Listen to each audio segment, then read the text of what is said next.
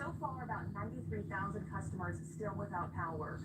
Local and out-of-town line crews are out working as we speak to bring those lights back on. Now, for Entergy customers in Arkansas and Mississippi, crews are busy as well for those restoration efforts there. As of 10 this morning, Entergy Arkansas says crews have restored power to 93% of customers.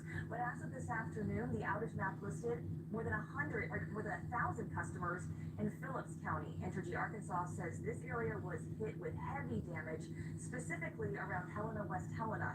So far, Entergy expects complete restoration for the hard-hit areas to be completed by 11 o'clock Sunday night.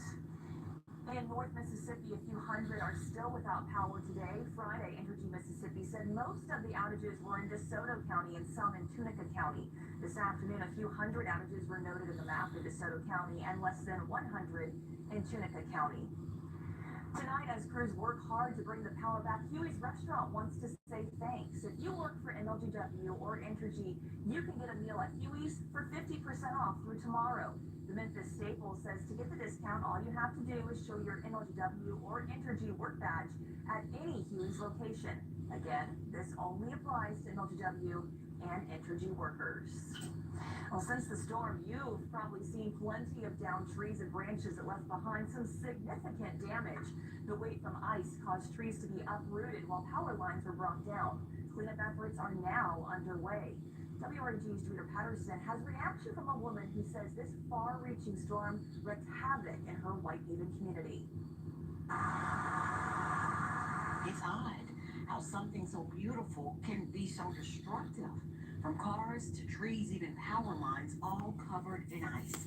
This has caused tens of thousands to be left with no power, therefore no heat, during a time when the temperatures are bone-chilling.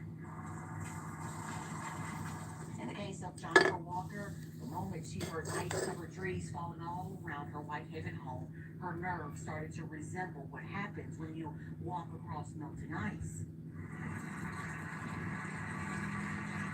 She describes her nerves as not holding up. I haven't been able to sleep at all. Just seeing what the weight from the ice has caused left her with a feeling as if she is carrying the weight of the world on her shoulders because of so many unknowns. I was really terrified. I was really terrified. The Whitehaven woman went through a wide range of emotions. She was steaming mad at one point, knowing she had no control over what was happening outside.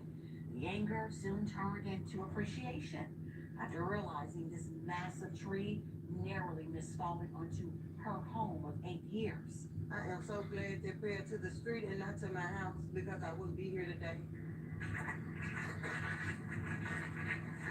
It makes sense as to why Ms. Walker says, although frozen with fear at times, she has found a way to utter these 3 words. Oh my God. A shared sentiment from many after seeing what Mother Nature left behind, but there's also a sense of relief from many who say this is absolutely frustrating as it has left thousands with no heat. But they know things could have been worse. There is a God and He is working in my favor. As city crew members are working as well to clean up what Mother Nature left behind. Following a wintry mix that's undeniably captivating while also being unnerving. Reporting in Memphis, Drew Patterson, WREG, News Channel 3. We're certainly glad she's okay. Now, city crews are working 16-hour shifts to remove the hundreds of trees that fell across the area.